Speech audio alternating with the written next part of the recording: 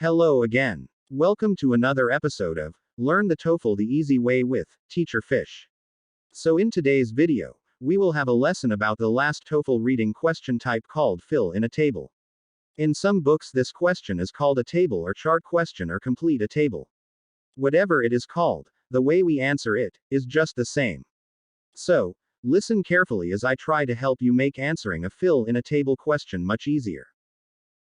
By the way, fill in a table question is similar with prose summary question because it too, when asked, is the last question about the passage. They are also similar in the sense that they let you earn more than 1 point. Fill in a table question specifically is worth 3 or even 4 points. Fill in a table questions require a test taker to understand all the information that is presented in the passage. These questions commonly break down the passage into 2 or 3 main points or themes. They then include a number of sentences or phrases concerning the main points or themes. Your task is to match each sentence or phrase with the correct main point or theme.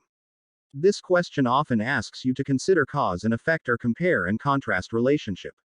It also sometimes asks you to understand theories or topics that are covered in the passage. A fill in a table question normally appears on the test like this. Directions. Select the appropriate sentences or phrases from the answer choices and match them to the type of X to which they relate.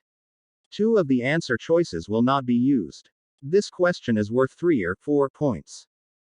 Now listen very carefully as we learn about the strategies in answering a fill in a table question. First, be able to recognize the major ideas or themes that are covered in the passage. Note any significant difference between them. It would also be helpful to take note of the topic sentence of each paragraph in the passage. This way, it would be easier to locate the details that you need. So the next technique is to pay attention to what type of passage you are reading.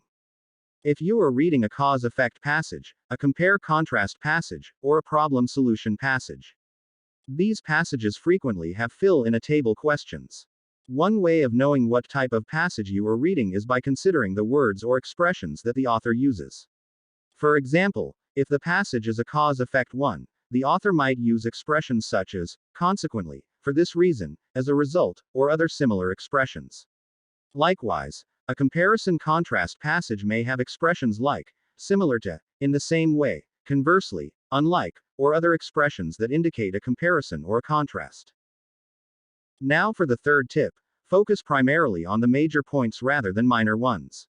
Like a prose summary question in which you are asked to select answers that are major ideas or themes, fill in a table question usually have statements about the main points while ignoring the minor ones. Finally, ignore answer choices that are not connected to either of the 2 or 3 categories. There would always be 2 answer choices that are incorrect and should not be selected. So these are the very useful strategies for fill in a table questions. Now let us again check your understanding and see how you'd use them in answering a fill in a table question. Here is a part of a reading passage. It says, Egyptian and Sumerian civilizations. The first successful human attempts at developing civilization occurred in the area of the Middle East known as the Fertile Crescent. 2 distinct societies, Egyptian and Sumerian, developed, and both lasted for thousands of years.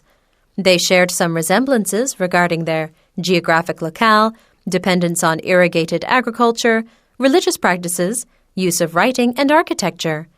Yet upon closer observation, many of these similarities were merely superficial in nature, and only somewhat comparable. Both civilizations arose near river systems. The Egyptians lived along the Nile River, and the Sumerians settled around the Tigris and Euphrates rivers in Mesopotamia, which is located in modern-day southern Iraq. Agriculture based on irrigated land served as the basis for their food supply. The Egyptians' irrigation methods depended not so much on their skills, but on the annual flooding of the Nile, which brought nutrient-rich waters to their farms. In contrast, the Sumerians established an extensive irrigation system that drew water from the 2 great rivers and brought it to farmlands. So enormous was this undertaking that some scholars believe the rise of the Sumerian bureaucracy was a direct result of the necessity of harnessing the manpower and resources to construct this system. Each civilization had a hierarchical governing structure, with the godlike pharaohs dominating in Egypt and a priest class ruling in Sumerian culture. Additionally, both cultures erected massive structures, but in design and purpose, they had some differences.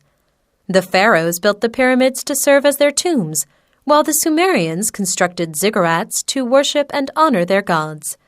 The Egyptian pyramids had an almost uniform progression of stones from bottom to top, giving them a smooth appearance from a distance, but the ziggurats were step-like structures. Significantly, both cultures developed systems of writing, a true indicator of a highly developed culture. Initially, both the Sumerians and Egyptians used pictures to represent words and to express ideas. The Egyptians continued using their hieroglyphics for thousands of years. However, the Sumerians managed to change their picture writing into what scholars today call cuneiform. It consists of wedge-like marks made on wet clay, which were then dried. While based on pictures, cuneiform can arguably be considered the world's first distinct writing system. In the end, the Egyptians outlasted the Sumerians. Sheltered in the Nile Valley and surrounded by deserts, the Egyptians were afforded protection by their geographical location. Thus they remained long after the Sumerians had declined and been assimilated into other cultures in the Mesopotamian area. While ancient Egyptian monuments still stand for all to see, virtually nothing of early Sumerian civilization now exists. Now for the question. Directions. Select the appropriate sentences or phrases from the answer choices and match them to the type of civilization to which they relate. 2 of the answer choices will not be used. This question is worth 3 points. Drag your choices to the spaces where they belong. To review the passage, click on View Text. 1. It was founded along the banks of 2 separate rivers. 2. It failed to develop a writing system more advanced than pictures. 3. It survived into the present day in southern Iraq.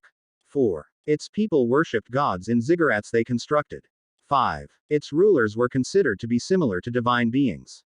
6. Its farmers relied upon water from a flooding river. 7. It constructed pyramids that had step-like structures. The 2 types of civilizations are Egyptian, wherein you have to select 3 answers, and Sumerian, in which you have to have 2 answers. Answer choices 2, 5, and 6 refer to Egyptian civilization. Answer choice 2 describes hieroglyphics, a form of picture writing, which was the most advanced form of writing for the Egyptians. Choice 5 refers to the phrase, godlike pharaohs, that appears in the passage. Finally, answer choice 6 refers to the fact that Egyptian farmers relied upon the annual flooding of the Nile River to irrigate the land. On the other hand, the first and fourth answer choices refer to Sumerian civilization. Answer choice 1 refers to the Tigris and Euphrates rivers, upon which Sumerian civilization was founded. Answer choice 4 mentions ziggurats, which was where the Sumerians worshipped. While answer choices 3 and 7 refer to neither civilization. So that's it, guys. We have again reached the end of our lesson about a 3 or sometimes even 4-point reading section question called Fill in a Table. I hope that after listening to my lesson, you'd now find it easier to answer a fill in a table question.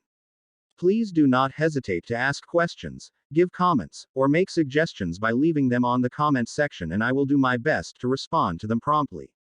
And always remember, the TOEFL is not difficult, if you know what to do. I have also uploaded other TOEFL lesson videos and some practice exercises here on my channel for you to sharpen your skills. Lastly, please don't forget to subscribe, press like, and turn on the notification bell so that you'd be informed whenever I upload a new lesson or practice exercises. With that, see you again on the next episode of Learn the TOEFL the Easy Way with Teacher Fish. Have a great day, everyone.